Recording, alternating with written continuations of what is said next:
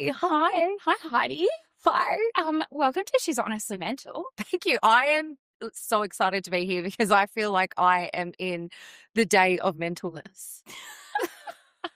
Like I couldn't have needed a day off more. And then I was like, and then I got a message from you on the way to go to a bushwalk. And you're like, see you soon. I'm like, oh fuck. I know, and when you said that, I was like, girl. But I'm like, do you know what? I need therapy today. And I always say podcasting is like therapy. Welcome to my couch. Thank you. And it's free. Oh, so good. Well, I like to do what I can, wherever I am. Thank you for giving back. So yes, welcome to my podcast. You are actually my first official guest. Stop it. Oh my God, imagine if I stood you up. Well, YOLO. That's my motto. I'm like, YOLO, whatever. It's okay. It's totally fine. You have to be like that, don't you? Like with expectations of people, because if you put too many expectations of people, you're disappointed. I think absolutely. And a lot of it actually comes down to having that flexible mindset. 100%. And I think I even had this conversation with my husband the other day. He goes, doesn't that annoy you? Like when someone did something, and I was like, no, because like I get a choice whether that annoys me or not. Now, other things like my son, fucking annoying right now. But maybe I need to do the flexible mindset thing for him. I think with parenting that you're trying to emotionally regulate yourself. And Yeah. I've got a little human who can't emotionally regulate themselves. And then it's this like power battle of, but I'm fucking struggling. And then you're struggling. And then I don't know how to do this. And it's everyone's first time. So yeah, I can relate. I might cry today. That's okay. I feel like I might also. Free therapy, I told you. Free therapy for everyone. I started my day doom scrolling for about an hour and a half this morning. Oh no.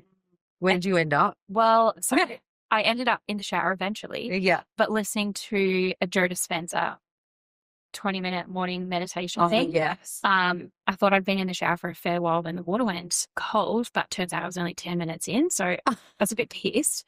But he talked a lot about being in that like flexible mindset, being able to see other people's perspectives, and then also that like victim mentality. Oh, yeah. So I suppose I wanted to have you on a podcast. Thank you. And the first guest. So inspired by you back in the day when you were on radio. Yeah. And you had your full breakdown about your mental health. Yes. And that was, how long ago was that? Well, I had two big ones that I wrote about in my book and two that changed my life. So the first one was when I was working in Bunbury. Yeah. And our show went out to the whole southwest of Western Australia. That was 2011. And that was when I basically told everyone that I hated myself. Yeah. And that went viral, blew up this huge movement called the Love Yourself Revolution, which now is Shed Your Shit. But that changed my whole life. Yeah. And then it put me on the trajectory of my radio career, kind of moved pretty quickly because of my vulnerability and my honesty and openness. And then my second breakdown was 2016. And we were Capital City Breakfast Radio, the peak of my career, on the Heidi and Woody show. And everyone thought I was the confident, outgoing girl. But on the other side of, the microphone studio behind closed doors, I was insecure, anxious. And so I decided to publicly speak about it. And it again changed my life. So yeah, two breakthroughs. That's what Brene Brown calls them. Yeah, well, we call them mentee bees. But anyway. Look, I would just say every day I have a mentee bee. Look, I think if you don't, you're not normal. Yeah. That is. But I think when I saw that, would you say when you had these little mentee bees, these breakdowns, was there a lot of people talking about mental health? No. So I was one of the first media personalities in Australia to open up about mental health. And that's pretty crazy. So again, being open and vulnerable like that actually was huge for my career. Yeah. It really was. It was what I became famous for. Yeah. Was being open, honest, and vulnerable. Now, people cry on social media every day and talk about their mental health, and I'm all for it. You know what I mean? Yeah. But then sometimes I'm like, oh, that's too much, girl. And then I'm like, okay, don't judge because that was you 10 years ago. We listen and we don't judge. Yeah, but it's funny what shit comes up for you, right? And so I can imagine when that happened, there was a lot of people that were confronted with this. I had incredibly insane feedback. Amazing. Yeah. 2 million people saw the video. They put it on our social media page. And like I said, being a media personality in breakfast radio, you didn't show up like that. No. Like it's taken, Jackie O, and I don't compare myself to her at all. Like, Kyle and Jackie O, the biggest radio show in the country was. Yeah, since broke up, mum and dad broke up. She came out a couple of years ago about her book, The Whole Truth. And she pretty much, I could have wrote what she wrote about the things that I've been through. And that's what I spoke about 10 years ago. So I'm not saying that I'm a trendsetter or I started anything, but I just couldn't live that lie anymore like that. And I feel like that's probably why a lot of people are showing up the way that they are. And so I did get incredibly insane, awesome feedback. 2 million people saw it, thousands of messages. And the person I am, I wanted to get back to all of them. So that caused me more anxiety, but I got there. Yeah. Yeah. And then I think there would have been people that would have been confronted by it. And, Definitely. I still have people stop me in the street today. They're like, oh my God, you're the girl on the radio, Heidi. Thank you. You changed my life.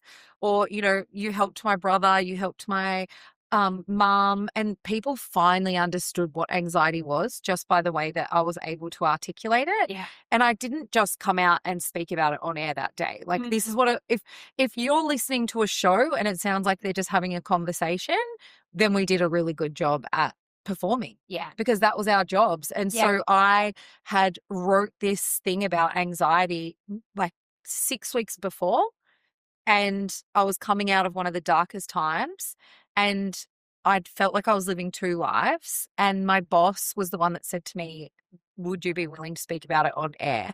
And then I kind of thought to myself, well, yeah, actually I would, because I feel like if I'm noticing that I'm changing and different and not myself, then everyone else has probably noticed as well.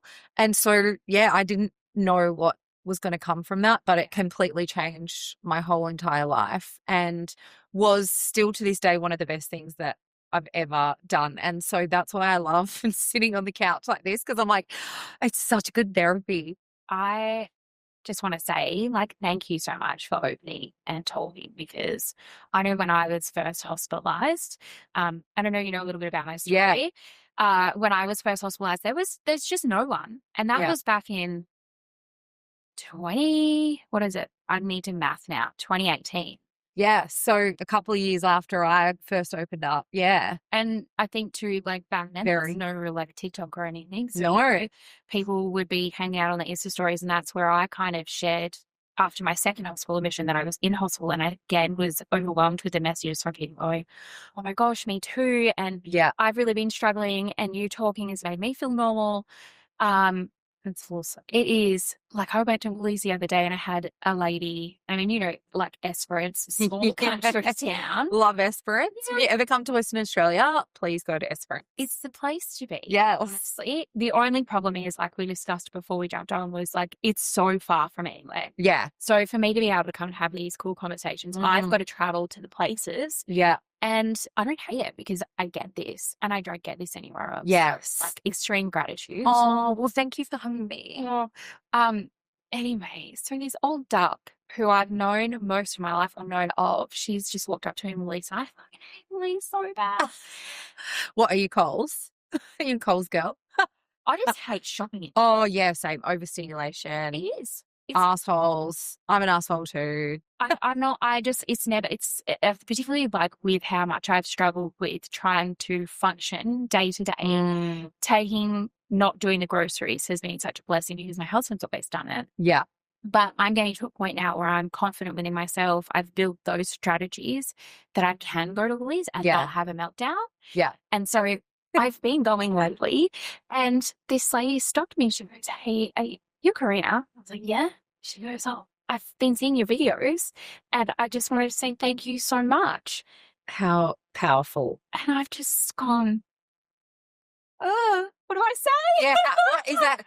Is that how you felt in the moment? Yeah. Yeah. She's like, can I give you a hug? Yeah, absolutely. You can give me a hug. And she just went on to talk about how, she's whatever age she is, and that no one ever talked about it when she was younger. And even just now, I feel like she went down a bit of a rabbit hole with talking about the current climate and some Yeah. political stuff. And I was like, I want to talk about this. But she was Just a whole other podcast.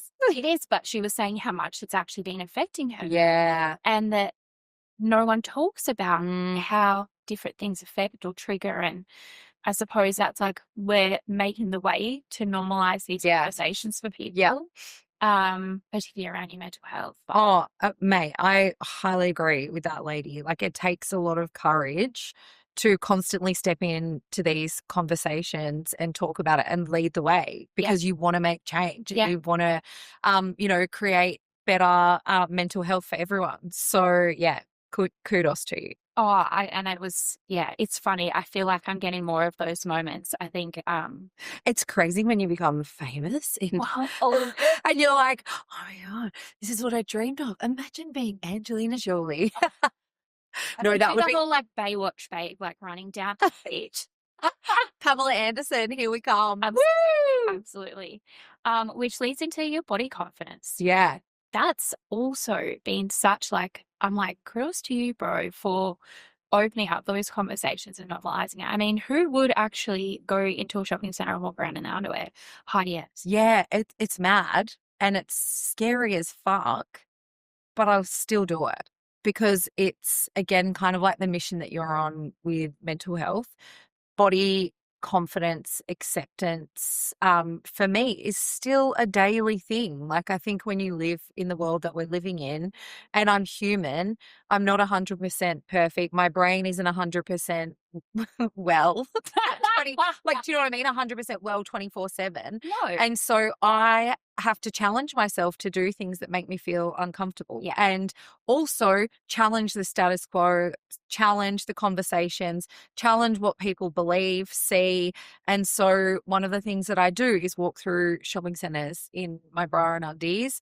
And to some people, they'll be like, go on a diet. Like, you look disgusting. You've got, was it called? Cellulite. Like, I don't even talk about my cellulite. That's why I don't even know what it's called. Like, there's so many people that might see me that way. But then I think about all the other people that are inspired, motivated, wanting to, I always think about the ripple effect into families. Yeah.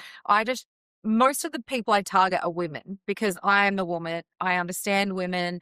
I've been through it. Like, I could talk to men and I love them, but I've never walked in their shoes. So I don't understand everything that they go through. And like they say, men are from Mars, women are from Venus.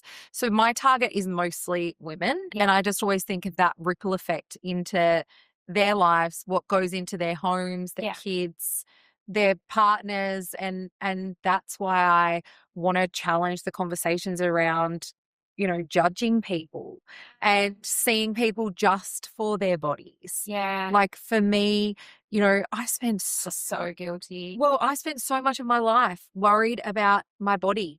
Like, I can't even tell you, it was fucking sickening. And also I look back and I spent so much time in my head, so anxious because I wouldn't accept myself and I couldn't accept myself and I hated myself. Yeah. Like, I genuinely looked in the mirror and I hated myself. Yeah.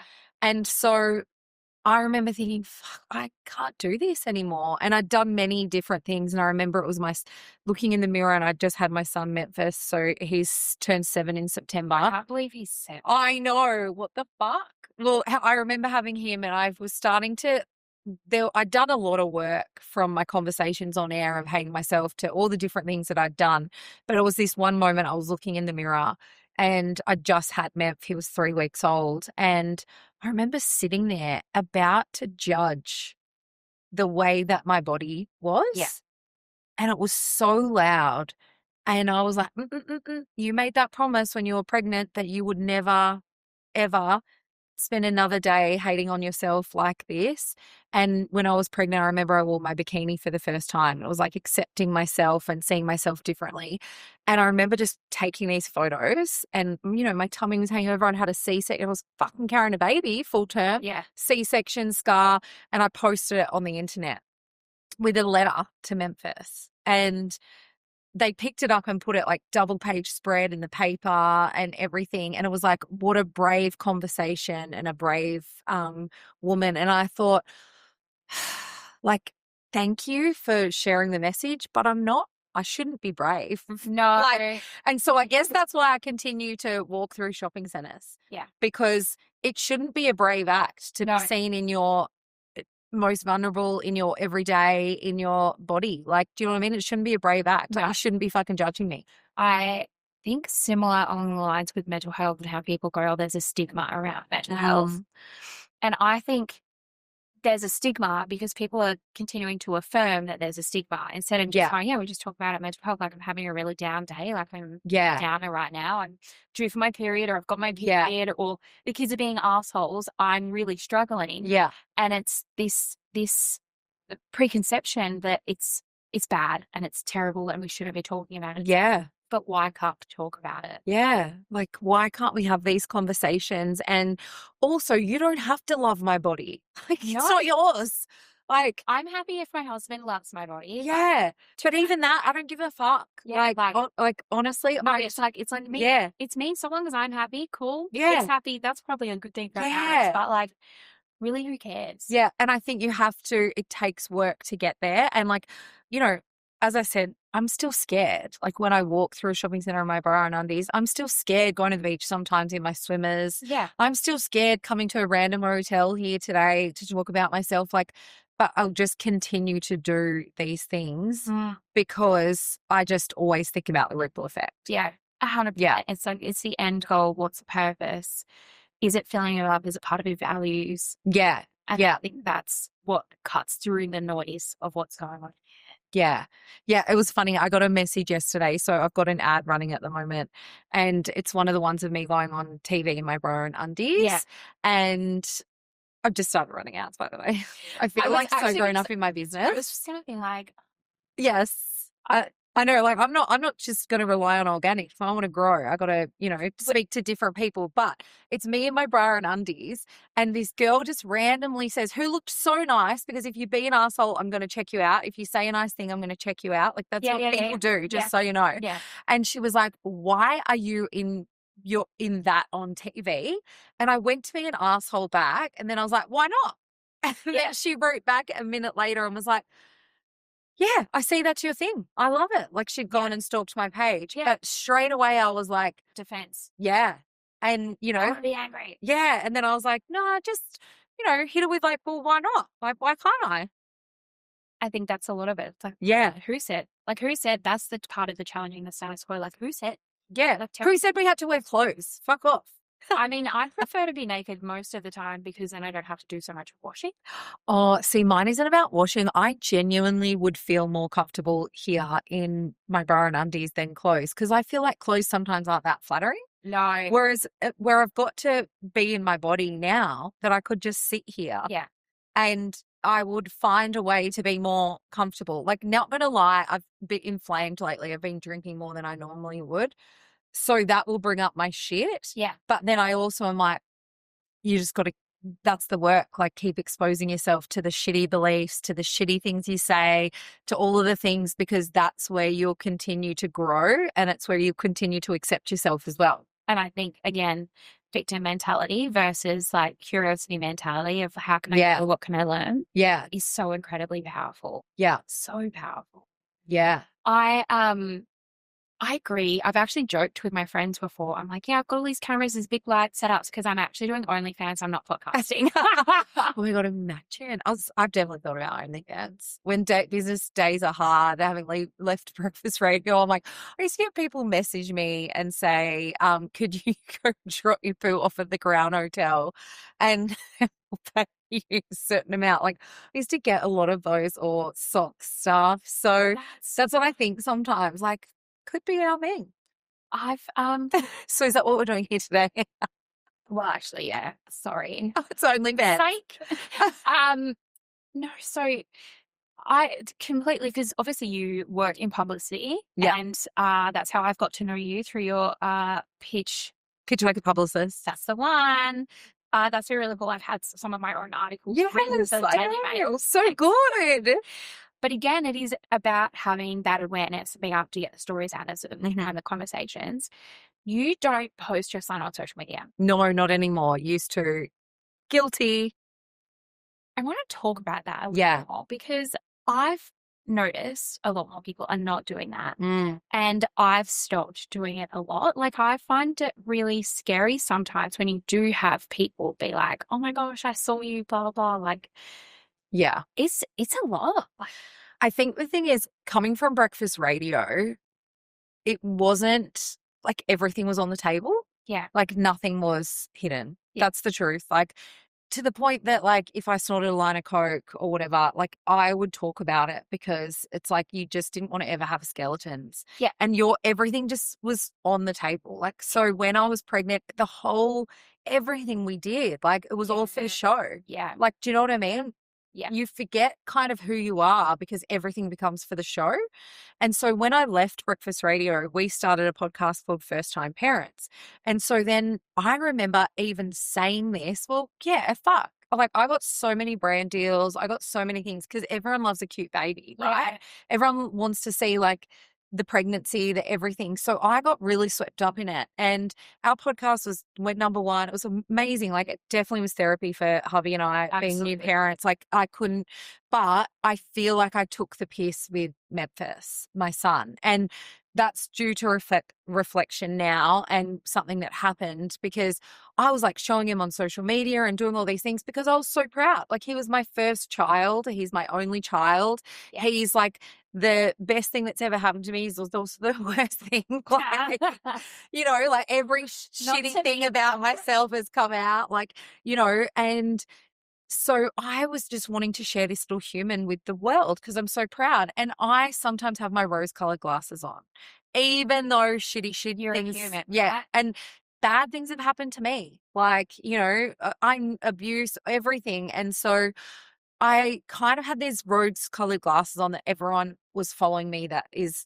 okay. And I didn't really think like a lot of abuse happens in homes with someone you know, if we're talking about sexual abuse, which is huge in Australia. Yeah. And I never really thought about anyone seeing my son that way online Yeah. and using photos or anything like that. Now, he was with his grandma 2 years ago, to be coming up 2 years ago, and they were at the train station. And I'm not saying there was anything, this guy was doing anything wrong or anything like that, but he came over and said, hi, Memphis, and hi to my mother-in-law. Yeah. And when she told me, that's not uncommon for me to get stopped all the time. They're like, hey, Heidi, like, love your thing. Oh, there's Memphis, like, you know, whatever, because I'd showed him online. But when she said that to me, I felt this intense shame and judgment. And like, I had not been protecting my son. And like I said, he didn't do anything wrong, but he instigated a conversation and reflection within myself Yeah. of, what are you doing? Yeah. Like, how you're not protecting your son, and your duty as a parent to care. And if you're listening and you're someone who shows your kids all the time, there is no judgment from me. No, I am not at all. fucking talking like I was so naive. But my friend is Christy McBee, and she's a former child detective. And she now is online and has the most powerful, insane, confronting, fucked up conversations that every parent needs to read and see. I feel like the camera's definitely gonna be able to see my face right now. I'm literally like, it just makes me feel sick. Oh, same. And like, Makes and that's me feel because, like I said, sick. I knew so much happened. And then I'm like, and then she said to me, she was like, oh, you know, she never judged me for like me sharing stories about Memphis and photos and blah, blah, blah.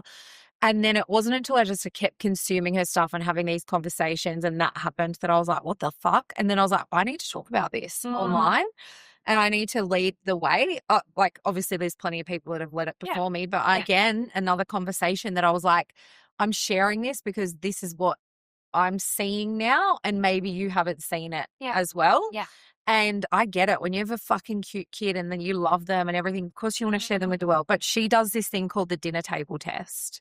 And if you wouldn't sit that person down at the dinner table with yourself and your kid and everything, then you shouldn't be showing anything about your child with them. Yeah. And so, and me and her wrote articles that we ended up on, you know, I've done lots of stuff around media with that. But I didn't realize that I was, for me, what I believe is putting my son at risk. Yeah. Yeah.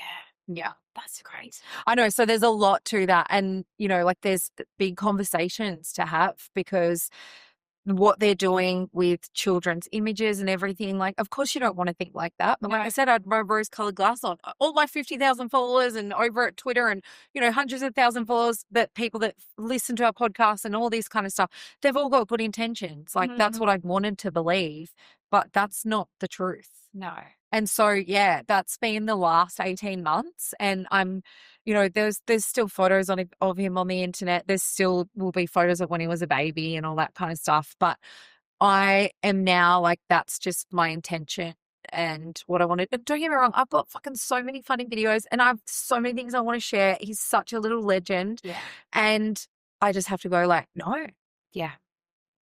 I think my kids, there's been these like conversations around children and then coming back to bite you on the ass when they're older. Yeah. Well, I didn't give you my permission to do that. I'm like, Yes. well, Yeah. sorry. Well, yeah, I know. I sometimes think about, and then I'm like, well, you're going to have a whole podcast of us listening about how we struggled as parents.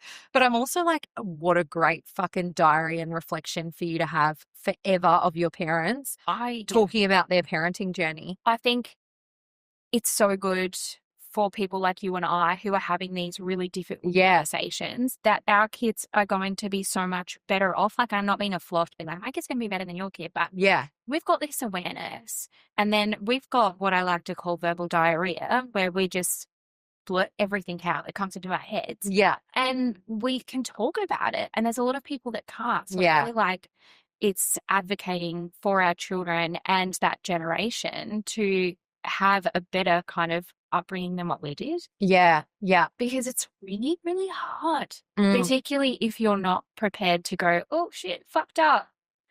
Oh, yeah. Backpedal, smooth it out, like work and find a new way forward. Yeah.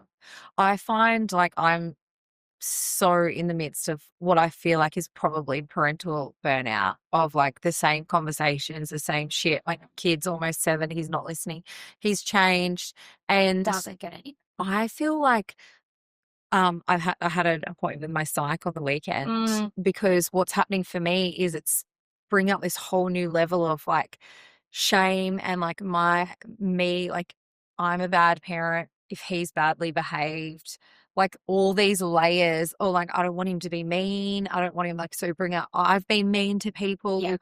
Like so many layers. And yeah, I literally like said to me on the weekend, she's like, you're a very complicated person. Yeah. And I'm like, fuck's sake, why do we have to have these kids that like bring out all this shit? And it's like, I'm definitely in a phase right now where I'm just like, yeah, but you're making the choice. How do I leave? Okay. Like, would he be better off without me? Like, that's literally the conversation I had in my head. Would my husband and Memphis be better off without me? That's where I'm at the moment. Wow. Because I feel like I can't, like I'm going through a phase where I'm just like, it's so hard. And I'm like, would just be easier if I just, and not like take my own life or anything, but I'm like, could I just run away? Like, and maybe let them sort it all out and I don't have to carry it anymore. Yeah. Like, that's where my head's been. Do you know what? Fair. Yeah. Like, so fair. Yeah. And I've been through that a lot. But a lot. Like, oh. So my boys are 13, 11, and 3. Oh, well, yeah, you can give me parenting advice. Oh, I don't think I actually can. I was going to wipe my tears, but I'm like, I'm just going to let them, because don't they say, like, you just let them be. Oh my God, who is they? Sometimes they are dumb. I think my parenting advice would be, I think what you're doing is amazing. I think what you're doing is amazing because you're like, go to your psychiatrist and talk to them about it. Have these conversations and talk to more people about it because I feel like the more normalized it can be, like at home for us at the moment, it's intense. Yeah, it would be. Oh my God. Like I said to you, how do you have 3? Because they're cute. They're very cute. Yeah. They're adorable. They're good humans. But like my 11-year-old, he's a redhead. He's definitely ADHD, undiagnosed. Like we're going through the process to do that. But he's like school ducks. Like he's had his class award every year. He's school counselor, you know, like he's like, he's an example, right? And I went to the doctor to talk to the doctor about getting this kid a diagnosis. And he's like, this kid, no, he's perfect. And I've gone, you don't live with this. Yeah. He is just nuts, like doesn't sit still. And then because he performs at school and with other people, but then the moment he's home, he is just like the confetti cannon is everywhere. Yeah, that was me. And I think all you can do is just work on you and listening to those thoughts and going, you know what, that thought of me being elsewhere so that my husband and my child would be fine without me is so wrong, because they want you there. Yeah. Like they want you there. They need you there. They love you. And I think it would be such a disservice to them, but also to you as a human if you were to do that. I know. And you know what my psych said to me as well? Thoughts are fucked. Yeah, they're so fucked. And like, Headline, thoughts are fucked. that's the name of the episode. 100%. And even I was listening to Tony Robbins and Alex Hormozy this morning, their interview online. Oh, and so I was, you know, he was talking about the power of words and language and everything. And you do forget because you normalize like what language you use. But yeah, it was really like intense this morning of like the thoughts and everything. And then I was like, fuck, maybe I'll just go to the bush. That's what I was like going to go today. And then like just go for a walk and just walk it out.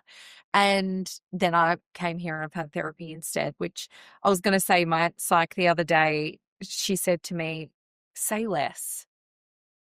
She was like, you're carrying so much. And she goes, and you feel like you've got to know it all. And she's like, why can't your husband fuck up? But like, and it's this perfectionism and this pressure of parenting these days. The perfect mother myth. And she said to me, why don't you ask your husband what you should do? And I was like, oh my God. And she said, like, why don't you ask him what you should do with your son? And she said, and say less. And honestly, there's so much wisdom in that, because I know when I'm really struggling, and then like I was saying to you, our little boy's being really sick, and I had these podcast interviews booked in, and Jared's like, you've booked the Airbnb, like you've made the effort to go to Perth, like you're really prioritizing yourself and what you want to do and the message behind mental health. And just because Ruben's sick, it's normal for me to be like, okay, I need to go home. There's an emergency, I need to go. Like that's where I need to be, not here. I mean, clearly I need to be here. Yeah.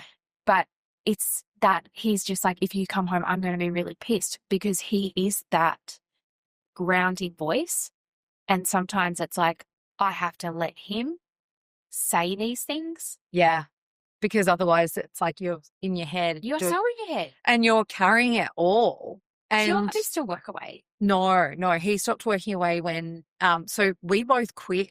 Like I quit my job in breakfast radio and he quit FIFO. Yeah. He was going to be the stay-at-home dad and I was going to go back to work. And everything changed. And so we had a point where we were both unemployed as new parents, which is like something that's just fucking And I mean, definitely... it makes sense then, obviously, if you're like, okay, brand deals and do all this stuff. Yeah. It's like UGC and that kind of... Oh, yeah. And we did. And like, I monetized our podcast. Like, that's how I made money. And sponsor deal, like everything. So I was getting paid. Like when I got to fucking make money, I'll make money. Yeah, you know? Yeah, I will. Like I'll make it happen. I'll turn something into this. Like I've got that brain. Like my parents were entrepreneurs. But then I get fucking sidetracked. No. I have someone that comes into our house a couple of days a week that helps, which she's just moved on which is so sad because I love her. But because I got a fucking huge tax bill, didn't prepare for that one. Yeah. Life lessons. Spent my tax account money and I'm like, fuck, what am I doing?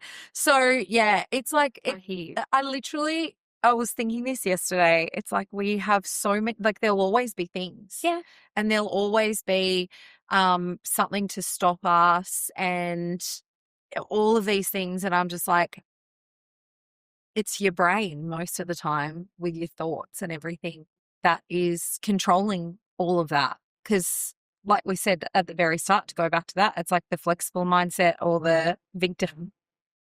Yeah. mentality. And it's easy to, I find myself recently just got wanting to go back to that old mindset of where I've been, of being that, be the blame, like I can't be here and do these podcasts because Ruben's sick, so I've got to go home. Yeah. At home, there's a perfectly good support network there for him.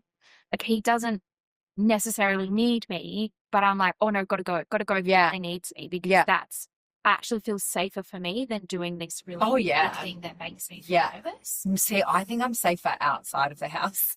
I do too. I feel like, and I think maybe that's the thing, is it's like, it's really uncomfortable being a parent. And it's really uncomfortable thinking that you could be fucking your kid up. And when they're behaving these certain ways and it's bringing up all this shit, it's so much easier to be like, cool, I'm going to go, I've got a speaking gig in Cairns, like, see you later. Like, for me, I find, I couldn't agree more. yeah, I couldn't agree more. I've only just started working from home in the last 3 months, and it's been really weird. Because even the boy's entire childhood, as soon as my eldest was like 6 weeks, I was back at work working full time. I had him with me because we had a family news agency. Yeah. And then when my second born, he was only 20 months after the first one, I was back at work like 3 days later, and they were at daycare pretty much full time. But that was because I felt like I could function better outside of home and being a mum than I could as being a mum. And it's taken me nearly 13 years to get comfortable with, I'm actually a mum and I have to be here, but that's because my mental health is in a much better place. I've built that relationship with me, who I am as a human, learned to trust myself, which has been huge. And I've worked with my brain, and I'm like, stable. Yeah. Whatever that is. Till you go on Zoom and it says unstable. I'm like, me or the connection? Yeah. I'm like, definitely me. No, I think, you know, I feel that, because I think for me, what this whole last 12 months has been about is building self-trust. That's something I still really struggle with. Yeah. And it's interesting. Again, this psych is so brilliant. She's amazing. Well, she's an executive coach, but she's pretty much like you can't, like, for everyone playing at home, like, I love psychologists. I've seen many, but I can't even tell you. I've never experienced anything like this woman. Like, and she's in the US. She's fucking amazing. And the conversations that I have with her now, I can't remember where I was gonna go with that, because I was like, too busy giving the details, which is classic ADHD brain. And then I'll have a brain fart, and usually have an audience, and then they'll go, hey, Heidi, you're about to go with this story.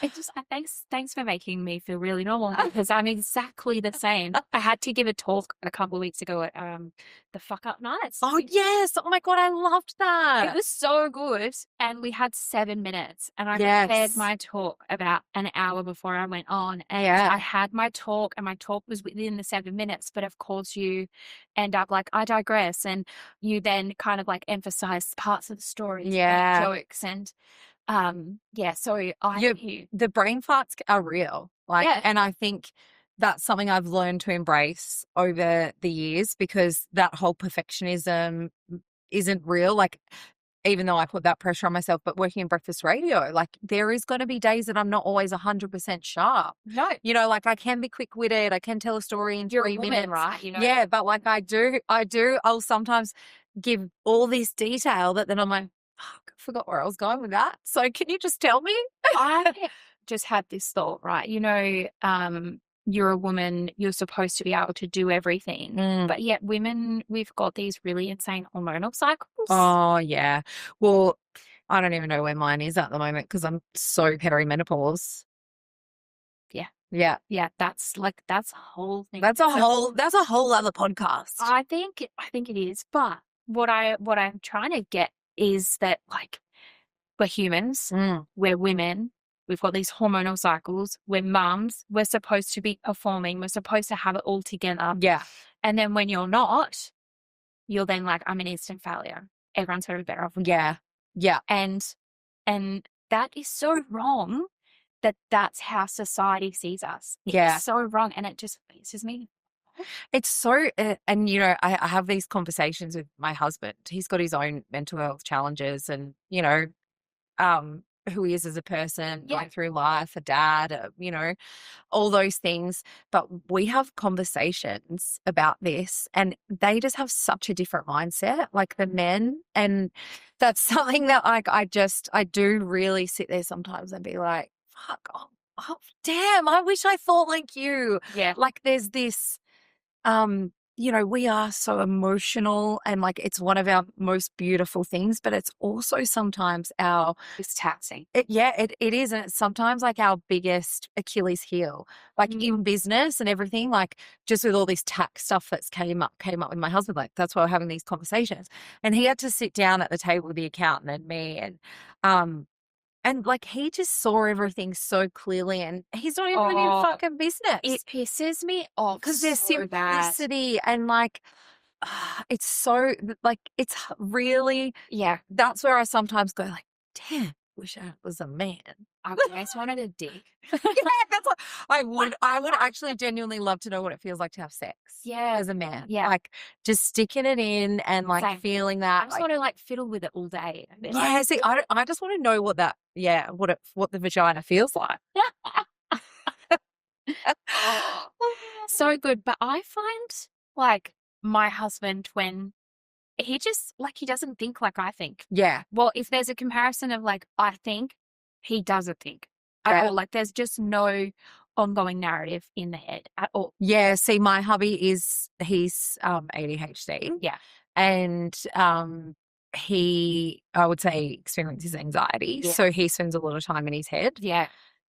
But the logic that comes from him and like the engineer's brain, just this straight line of thinking that whereas I'm like, I'm fucking over here. Like to get to the end goal, A to B, I'm like, okay, yeah, A over here, right up the hill and then down and then let's go over here and oh, that'll be fun going up here.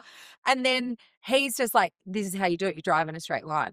Yeah. And I'm like, fuck, why can't I be like that? Yeah, but because they don't go sightseeing. We go sightseeing. Yeah, we do. Pretty things to see at Literally, that's what I'm saying. Like, I want to go to the mountain. I want to go over here and I want to go there.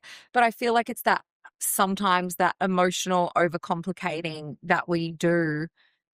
And then we beat ourselves up for it. Yeah. That's where I think the hubby kind of perspective or having that person that can just be like, hang on a second. Yeah. Just come back here for a second. Ground you into it. And do you know what? I think it's like we have to give them, we've seen a whole movement of men bashing in the last 10 years. Like I saw it. And don't get me wrong, I worked with two guys on the radio to all these different shows. So I've always had two guys. I've always had like, you know, always two. And yes, sometimes they drive me up the fucking wall and I've had to educate them and they've had to educate me. But there's so much good in them. And I feel like then there was this huge movement of like, let's bash every man online and our husbands and this and that. And don't get me wrong, I see the way that some of my friends' husbands are, and I'm like, oh fuck, I would have been gone. Like I definitely would have left. But to me, it's like I feel, and this is one of the conversations I was having with the psych the other day, is that they're repressed. Because there has been like for women for so long, that's how we were repressed, not to speak, all the things. And now we've kind of like, we're finding our voice in a different way and it's silencing our partners. Yeah. And that's something that I was like, that I needed to reflect on. Like I definitely, with my husband, I'm like, with the parenting stuff. Yeah. I'm silencing him. Not intentionally, when there's so much good that he has to say and like to offer and to like ground me in that it's like, why am I going to all the fucking parenting books? Like I don't trust this guy. Yeah. Like, you know, so I think there's that so layered, that conversation, but there is so much in. Yeah. And I think same thing, I think anything to do with emotions, we've been taught to internalize. Yeah. So you're going to look for the answer yourself instead of expressing it because you're not allowed to express it. And I would say that's probably the only reason why, like, you go looking for the answers instead of going to someone that you trust to be able to talk about it. Yeah. I feel like that's probably the only like reasonable logic around it is, again, the generational stuff. Like, don't verbalize it, don't say it, fix the problem, because the way that your child's behaving is terrible. Yeah. Even though, I mean, I've never met Memphis. I would imagine that he's just a normal boy. Yeah. I don't know. Like he is. But I think it's like that. There's a little bit of mean behavior going on at the moment, like with boys. And I'm like, it's making me really uncomfortable. Yeah. Is his at school? Yeah. How old is he? Like, he's year 1. Yeah. Yeah. See, I'm like, I don't remember it. I'm like, in high school, it was horrific. And I was part of the problem too, you know, but I'm also like, fuck, they're year 1. Like, how is this? Oh, yeah. But I think it's when you're saying the whole self-trust stuff is that was the conversation that I was having with the psych and the conversation where I was going to go is I am constantly looking for, and this is my greatest work at the moment. If anyone's listening to this, it has helped so much in the last few weeks, is just constantly going back and asking yourself before anyone else and sitting, you don't have to sit in silence for hours, but why I was going to go to the bush today was just to get some answers before going and Google, because I could go to ChatGPT. Of course I can. It's been my therapist for the last fucking 12 months. I love it. Like, and it gives you that instant gratification, that instant dopamine, that instant answer. But sometimes that's not what I need. Yeah. I need to self-reflect. I need to. It's like our mental health version of OnlyFans. Yeah. Because it just gives you that, like, here's an answer. Yeah. You look really great today. Yeah. So you're having a full-blown mental breakdown. Yeah. And like it validates you and does all the things. Babe. And like I didn't realize, and you know, this is the thing. And it's funny, I've wrote a book on being drunk on confidence and my body and everything. But like I'm constantly looking for confirmation outside of my body of validation that I'm doing a good job. Yes. That I'm doing it right. Yeah. That I'm not doing it wrong. And that is why I feel like I'm banging my head against the wall with parenting, business, like all of the things. And I can't remember what she said to me. She goes, but isn't that interesting that you wrote a book and that was the outside? Yep. So you nailed that with your mindset. Good job, babe. She's like, but then the internal confidence, it's not 100% there. And I've always said this with like being a mum and all those things. Like, I'll just show up and try and do all these things. But like, I'm fucking shit scared inside. Like, so the biggest work for me is finding that self-trust and not looking out and like trying to find the answers within. And that has been like really helpful the last few weeks. Yeah. Like definitely. When I was listening to that podcast this morning, because I've definitely been in my head a lot these last couple of days. A, I'm on my own. You know, B, we've got a sick kid at home. Also trying to deal with a tax bill. ASIC decided that they would send us a strike notice for our company because I had to pay our ASIC bill. Oh. Yeah, so that's been really fun. So I've got to call ASIC after this. Yeah. Really excited. What's ASIC? Australian Security Investments. Okay. I was like, yeah. Oh, yeah. That's what I was going to say. I do know that, but I'm like, I don't know, something to do with like ATO, but like. Yes. Yeah. And look, again, I should know this. Yeah, but YOLO. I was thinking of like ASIC's shoes. Yeah, I've got an ASIC's going to give me a strike. But it's, we've got like with our company, as we sell machinery. Yeah. We've got a line of credit with a certain company that we put like our machines sit on there until we sell them and then we pay for it. And I got an email from my Monday going, oh, by the way, we've just got notification that ASIC could put a strike notice against your company to deregister it. And I'm just like, oh, what? And within the same 10 minutes, I got some pretty shitty news about a family member. And then I was driving to Perth with my friend, and then about 5 minutes after that, she gets a speeding fine. Oh. So I was like, I'm having a great Monday. But when I was listening to like this week, I'm like, I'll just go home. I feel safe. I'll be better at home. It'll all be fine. Yeah. When I was listening to this podcast this morning, Joe was like, we get up in the morning and we reach for our phones. Yeah. I have to not do that. So it's like, we don't have any time with ourselves because we're always within this external validation. And I know I'm so much better when I have that quiet time. And it doesn't have to be journaling or it doesn't have No. to be anything. It's just literally like just sit with yourself for a minute and allow your body to try and regulate. Yeah, I've been trying to write down at the end of every day just like the thoughts and everything that have come up. And one of my big things is what dysregulates me is sometimes the emotions come on so strong, obviously like a child, because I never dealt with them when I was a child. And Yeah. so now it's like, you know, I'm going through a lot of grief with my dad, with dementia. And so there's a lot happening. Yeah. And then the question of wanting to be a parent, you know, doing a good job, all that kind of stuff. And so every day I've been trying to write down my thoughts, and that's helping like a lot. Just like no judgment. It's like there, and this is the things we're working on at the moment. It's facts and feelings. Yeah. And it's like, is this a fact? Like, or are we attaching a whole story to this thing that's actually not even real? Yeah. Which is what I'll do. And, you know, so that's been really helpful. And then I can never say this, but it's like, it's this beautiful Hawaiian forgiveness, the hop hop, Oh, yeah. Hopo. Oh, no. hopo pot. Hop, hop, hop. I feel like I need to get it. I'm like, I've It's, listened to it before, but oh it's like, my God. Okay, try doing this. So, the hopo. it's like, I love you, I forgive you. Yeah, so try doing that in the mirror for 7 minutes. I've tried before and I've listened to it and it is really, really Okay, intense. it's the how do I say it? Ho'oponopono. Send me the link to it. Do like a Put it little in the thing. little show notes. Can you get to hear this? Yeah, hopefully. Oh wait, why is it not playing? Well, because you have to press play. Oh. Welcome to Karina and Heidi's therapy session. It's the best fucking song. Wait, what's she singing? Oh, of course, the bits that I go to. It's intense.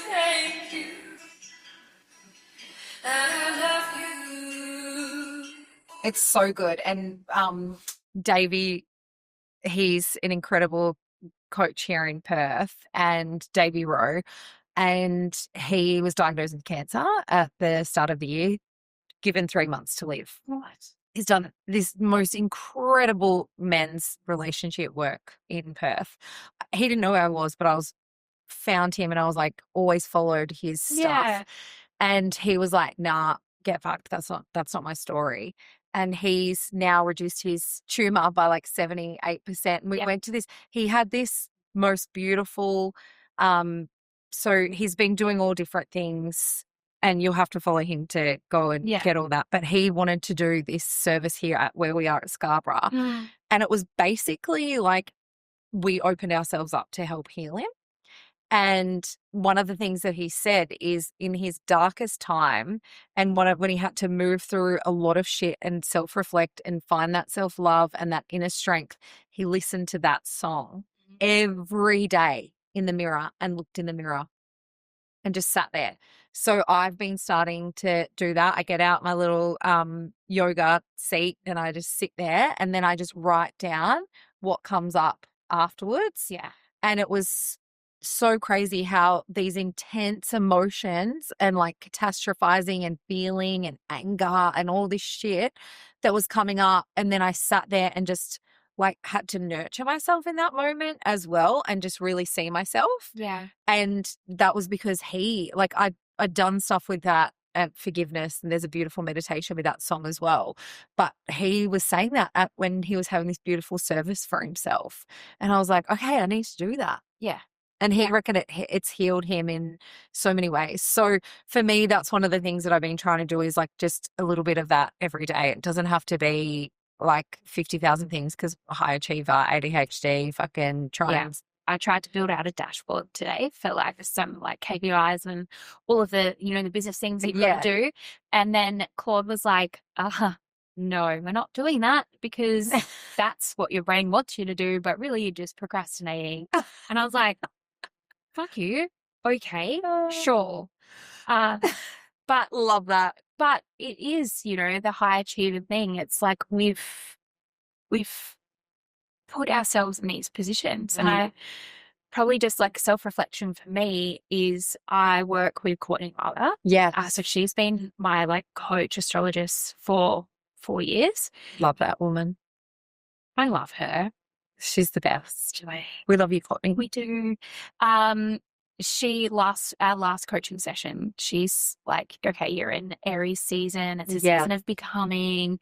And I talked about this on my last podcast episode was, I just spend so much time in this, like, got to achieve, got to do all the stuff that I forget this person, like the body that's actually doing it. And if I'm not Yes. respecting the body or trusting the body or ignoring those thoughts, because thoughts are just thoughts, they're not facts. Yeah. Then I'm like doing disservice to me. And it's like I can't show up for anyone if my cup's empty. Yeah.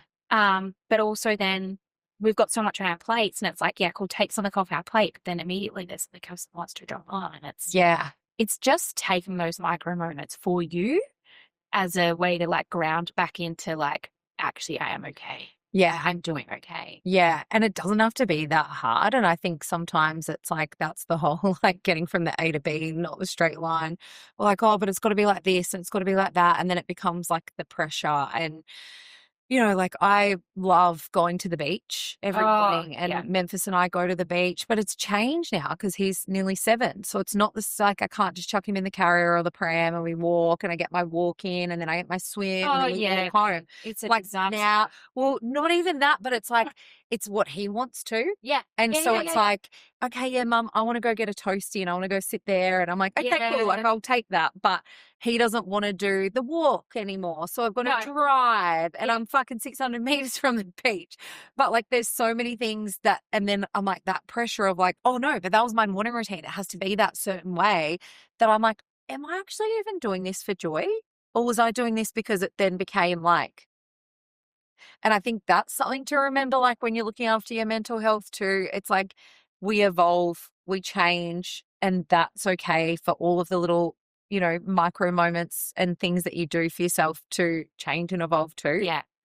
And like, I think that sometimes we forget that. And then we're like, oh my God, we're failing. We haven't done this and blah. And it's like, well, no, just remember that you're doing these really, you're doing really good things for yourself. Yeah.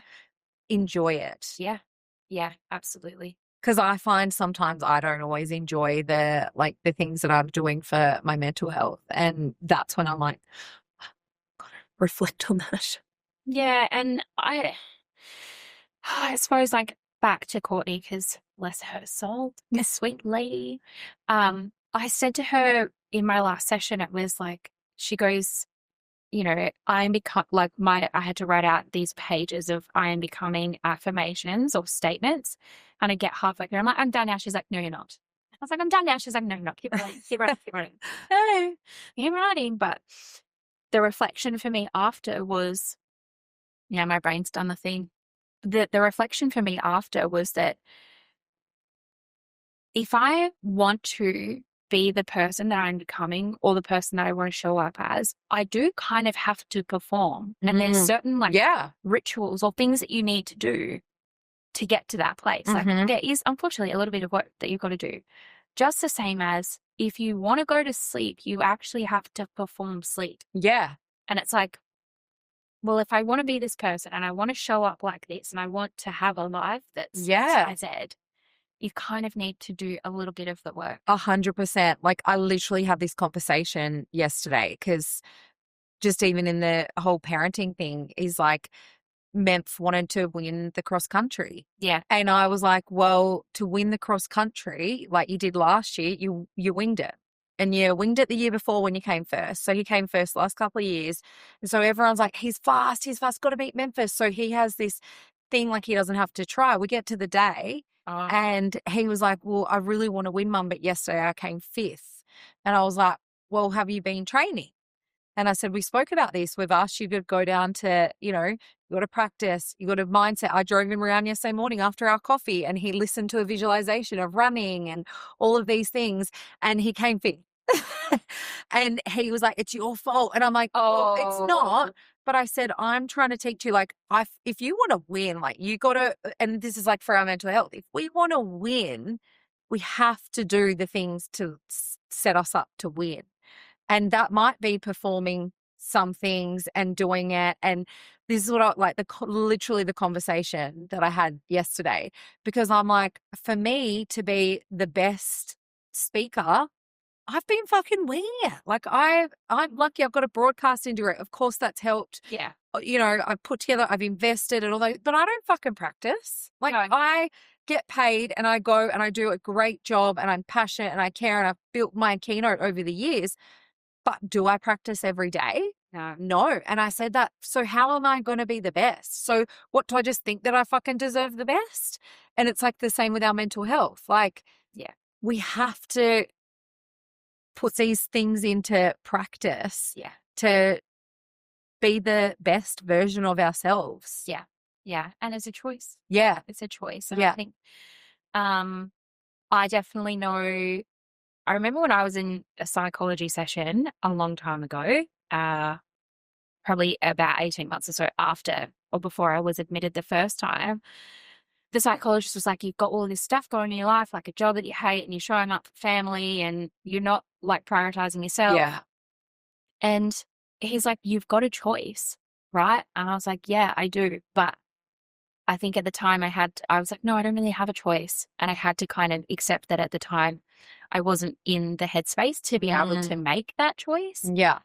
And I still struggle with it now, but it's that, yeah, like you have to start showing up for yourself and prioritizing you because no one else can do that. No. Yeah. And I think just to like bring it into all the the choices too, like just even Mebbie's year one teacher is like constantly like, you have a choice, choices every day. And I'm like, it's like, that's life. Yeah.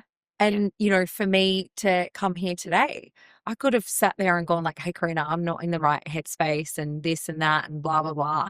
But I was like, no, you committed. And that's what you want to do. You want to speak, do more podcasting. You want to do this. You know, it's free therapy. You know, you'll feel good afterwards. Do you know what I mean? And so sometimes the easy answer is to say no. Yeah. And like, you know, as much as we're in this world that it's like, say no and have more boundaries, I feel like sometimes that we've gone so far the other way. And I know that's been for me. And my friend Simone, she's also a client, she's written a book about loneliness. Yeah. And it's interesting how we're living in such a disconnected world and our mental health, that it's actually a loneliness thing a lot of the time through your actions of saying no. And so it's like, is it a boundary or is it like, you know, because laziness, like disconnection, well, sometimes loneliness. it's just easier to sit in your own shit. Yeah. Yeah. Even if it stinks. Yeah. Yeah. Like yeah, I feel it. Like it definitely would have been easier for me just to go home. And Yeah. I wouldn't have had to have done this and shown up. And really then it's a disservice to me because again, it's another like rep of like, oh, look, you fucked up. Yeah.